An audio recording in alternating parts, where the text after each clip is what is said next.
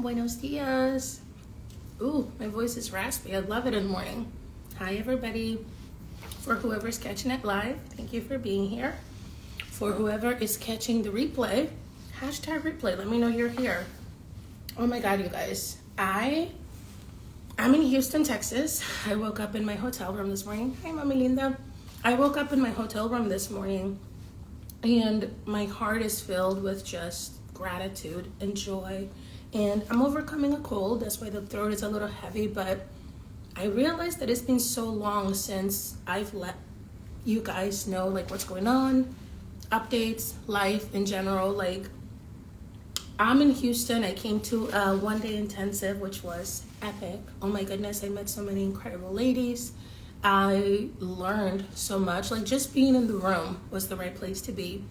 And in social media, it's very glamorous. Ooh, a trip in Houston and I'm here. But real life is not quite as glamorous. And I haven't popped in here in a while to just go live and kiki and like update you guys on like what's going on, right? Back in December, let me tell you what it took to get here. I guess that's where I want to start. That's where I feel called to go. Back in December, I moved out of Florida and I went to Atlanta. And I think it was around like December 15th or so. I went to visit my parents, extended holidays, like why not, right? And we celebrated my father's birthday. And on December 23rd, I'm settling in. I'm like, okay, I'm gonna be here for a couple months. Like, let me just relax, right? And I get a phone call from my dad at about 2:30 in the afternoon, me and my sister, and we just rushed to the side. Turns out my dad's heart, his aorta, like the main vein in his heart, just blew up. I didn't know that could happen, but it blew up.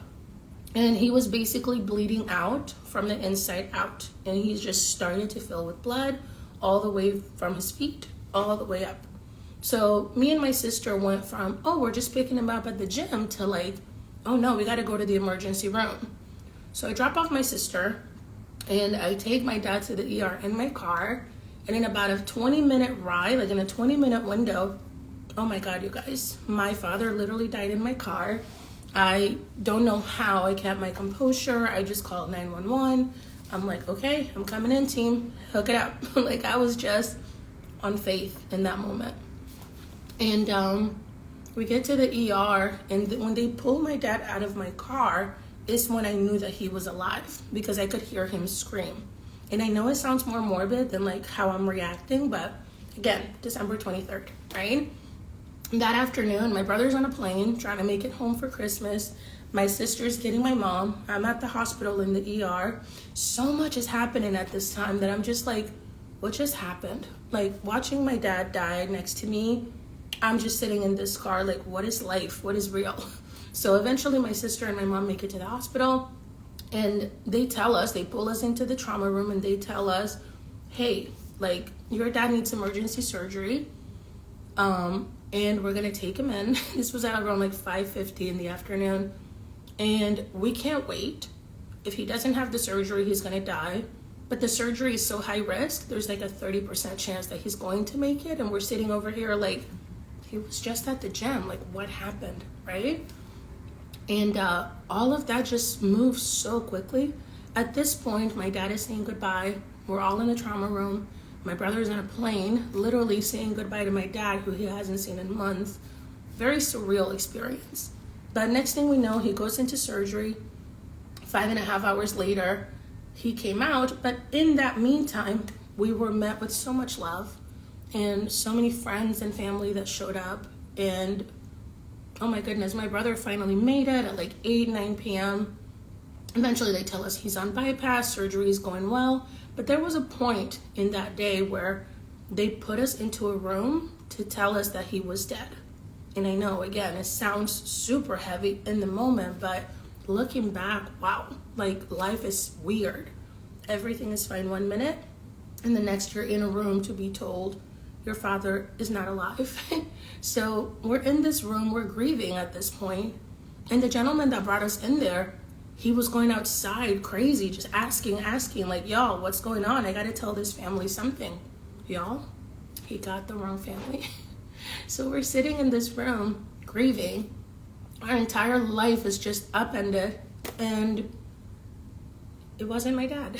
He was okay. And maybe about 2 hours later, they tell us surgery was great. He did amazing. But mind you, this was like the worst surgery you could possibly have. Boom, they went in. But we were so blessed, you know. The surgeon had tenure. He was incredible. My dad did great. Him being healthy was a blessing. But just when you think it's over, then comes recovery. So at around midnight, 1 a.m., we finally get to see him. And at this point, he has tubes down his throat. Like, y'all, life is so jarring.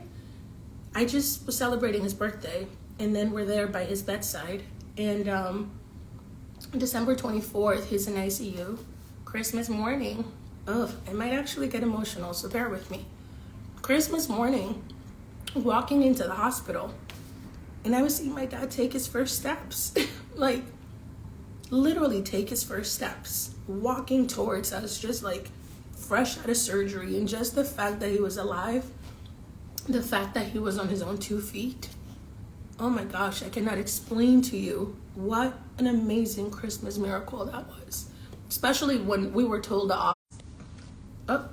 Connection is tricky, but we were told the odds, and we knew that there was a lot of risk, and to watch him walk 48 hours after, blown away. So ICU goes on for a few more days. The 28th, 29th, he's discharged. We're like, we beat this, we're good. We're preparing for the new year. And then on December 31st, so New Year's Eve, we were rushed to the emergency room. Complications for my dad. And at the time, it's just emergency mode. Like, you don't stop, you just go. Like, we almost lost him, we can do it again. December 31st, we were literally at the ER up until like 11. And then we go home, we eat something, we go to bed. January 1st, back to the ER. Like, at this point, it was escalating because they're like, no, he's fine. But by this day, he was having numbness in his legs. He was having really severe pain. And we're just like, what is happening? So they discharge us again. January 4th, a couple days later, mind you, up until this point is touch and go. Everything is an emergency. My dad is adjusting to new medication and a life that my dad went from, again, lifting hundreds of pounds to like getting winded just by sitting up, right? So January 4th, this is a couple days later, at this point we just called the ambulance because his heart rate would do some funky things where it would go like over 100, like, and then down, and then 179, which is literally ridiculous, back to 60, and we're just like, okay, we are not doctors, we don't know what we're doing. We're calling the nurse. We rush him to the emergency room, and that was the first time after surgery that they saw what we saw. Turns out, my father's complication was a massive blood clot.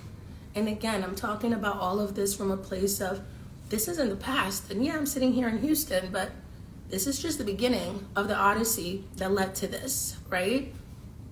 And all of this, none of it was on social media. There was never a, guys, like, I'm falling apart. My dad might be dead, or a, guys, we're at the emergency room, Happy New Year, or guys, my year just started and I'm sitting here like worried that I'm not gonna have my dad any longer, or oh my goodness, my dad has a massive blood clot, they might have to go back in. And then even after that, you know, they finally get the blood clot under control, they add more meds, and it's just appointments, doctor visits, move here, go there. Mind you, I just moved to Atlanta. I hadn't even fully settled in. And it's not just me, it's my entire family, right? My brother eventually had to go back home to California. My mother, my sister, and I, we were doing our best. Very little sleep, very high stress. There was a lot coming up around just emotional burnout. We were just so drained and so overwhelmed with like life, you know? We needed to have around the clock care for my dad, and like, you don't question it, you just go into it, right? Mind you, I'm a life coach. I sit here and I tell you guys, take care of yourself. You guys have no idea how much routine, inner work, breathing can change the tone of your day when the only thing that's holding you together is like caffeine and hope, right? Point is, all of this. And then we're finally getting into a routine with all of the appointments. You guys, I'm expected to come to Houston. Today's what, the 18th? The 16th. And then I get the flu. I literally took my dad to an appointment, come home, and to this event in Houston, like my soul was like, I have a date with destiny. I have to be there. Like I was personally invited by the lady who was hosting, and y'all, she is a goddess. She's so incredible. Like literally all my notes. I'll get into that part. But coming to Houston was the goal. But before all that, it was keeping my dad alive. And after all of the chaos finally slows down, I'm just in a place of, oh, at least I'm gonna make it to Houston. When I got the flu, no voice, fevers, chills, sweating, tears, like the worst that you can imagine, I was bedbound. And I think it was my body processing the heaviness, the stress, like the emergency mode that was going on. But y'all, that was tough. And laying in that bed just being like, I just got to get well enough to get to Houston. I just got to get well enough to get to Houston. There was something in my heart that was like, I know life is not going to slow down. It's not. So me doing everything in my power to slow myself down, to rebalance my priorities, to like shake up my schedule and be like, this is my life now. But also honoring the promise I made to myself of coming to Houston and giving myself this experience and like being in the room with so many goddesses. There was just this feeling of low key, oh my goodness, God, what is going on? Like, when is it gonna stop? Why are you kicking my ass right now? But there was also the other side of like, oh my God, thank you. My dad's still alive. He didn't check out. Oh my goodness, it was so nice to meet you too, my love. Girl, the journey to get here, I'll get into it, but there was a lot of like anger towards God, but also like joy. I have more time with my dad. I get to come to Houston. Like, how cool is that? And y'all, somehow, some way, the universe conspired and I started feeling good enough to travel. I stopped being contagious, fevers went away, but 2 days before, I was okay. Granted, I sound like this, my voice was a little raspy, but y'all, I made it on the plane. And I got to Houston. And yesterday was one of the most beautiful days I've ever had because it literally set the tone for the year. I was in a room of women who are just like me, who like fought blizzards and delays and cancellations and life in order to be there. And we gained so much. Just friendships alone, like that was incredible. But I'm sitting here in my hotel room. I have my flight later today. And I'm overwhelmed with just gratitude. But I'm also overwhelmed with like, holy shit, the journey, y'all. Like, when I tell you journey through the darkness, it's gotten pretty dark just the last month, much less years, right? Like, what a gift to be able to tell you the story from a place of victory and a place of like, I held it together. And then a place of like, whoa me, I lived life so hard and I could have lost my dad and I could have not made it to Houston and that flu could have taken me out. Oh, let me add to that. The day that I get on the plane to come to Houston, my aunt in the Dominican Republic dies. And she had cancer, but she had the flu. And it created complications. And it was my father's sister. So imagine telling a heart patient, hey, your sister just died unexpectedly, the moment I'm about to get on a plane. The amount of heavy darkness stuff that went down, but also the amount of blessings and just love I've seen just being here, just existing. I feel like I needed to speak on that. One, because I want to update you guys. And two, because that's the reality of life. It's not going to slow down, so you have to. Like, what are the things you're looking forward to that, like, you almost gave up hope on? Like, what are the places where you were given more time, where you're taking it for granted? Like, what are the areas where you could choose you, but you're, like, playing the game of, fuck it, I give up? Like, I need to be more transparent, I find, with my journey and what it looks like, because I'm going to be posting pictures from yesterday and sharing the highlights of what Houston has done. And y'all, like, just notes alone and downloads and my morning journaling session, like, I have so much stuff to share, but what I'm finding is that I don't share nearly enough. All of that played out in the last 30 days.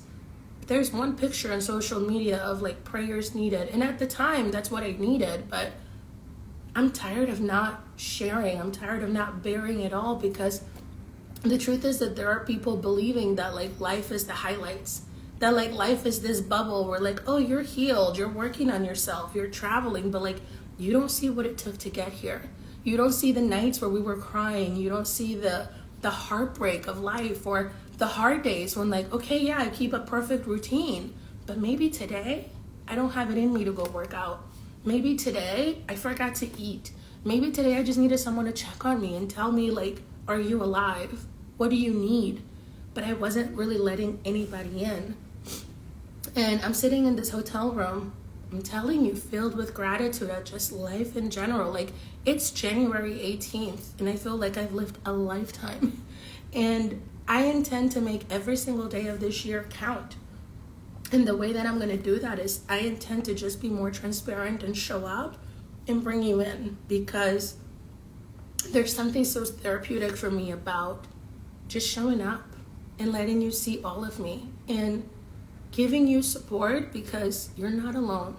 And even if it looks dark and you're in the place that I was 2 weeks ago, 3 weeks ago, 4 weeks, even yesterday, like, I got you. You don't have to do this journey alone. Like, the point of this experience is we're supposed to learn. And the amount of lessons and growth and things that I've had to just overcome, I see you. You're not alone. But everything in my heart just wanted to update you. But also, you guys, coming to Houston and seeing the other side of all of that, seeing the level of women, the blessings, being in that room, the energy, the feeling of unconditional love that I felt throughout this entire trip, and even now, like, to have the morning to myself when my family's still in the trenches, you know, like, what a gift to have silence. What a gift to have space. What a gift to have that light within me be relit. And not only relit, but it's like beyond the freaking room. Like, I can't even contain it. Y'all, life is beautiful. And I'm excited. I'm excited to bring you in. And I don't know how your 2024 started. I would love to hear. Comment below. Let me know if it's even landing, if it resonates for you. What are you going through? Because maybe you're the one that needs a friend. And I don't want to do the thing where I just go back to living my life. I want you to know that you got me. I'm your friend. I'm here too. And my promise this year, I will be showing up more for you. But I also will be showing up more for myself. Because it's almost this feeling of I came back to life yesterday. And gratitude doesn't even cover it. It's like, imagine being born again and just looking at life so differently, because you're looking from the vantage point of every part of that was a blessing. Every part of that was a lesson. Every part of life in general is like, that's the gift in itself. So, I don't know. I feel like that was the stream of consciousness that was coming up today, y'all, but my heart is so full. And it's been beat up, but I don't care. I'm letting you see it, because that's the whole point of the journey through the darkness, right? Like, letting you in to see that even when it does look dark, there's brighter days ahead. And for me, this morning is one of those days of just gratitude. And yesterday, like, life is so beautiful, y'all. Don't let the darkness sweep you away, because even when it looks like the worst possible day, you might wake up the next day and have the best day ever. But I was going to go into my journal. I was going to go into my notes and like some of the things that really stood out for me and just share a little bit of the lessons. But you know what? I think I'm just going to make a couple of videos, or I might go live later this week. But I would be remiss if I didn't show up today when I felt called to do it. Even though I sound sick, even though life might not be perfect, like, this is my perfect life and I love it. And I love you guys. So comment below, let me know how it landed, if it resonated. Let's link up, let's connect. I have a ton of stuff coming down the pipeline. I'm excited. So if any of what I said resonates, or if you want to just catch up, or you know, you just want to stay connected to know what's coming up, I will be showing up a lot more. And I'm excited to bring you in. So I love you guys. Enjoy your day.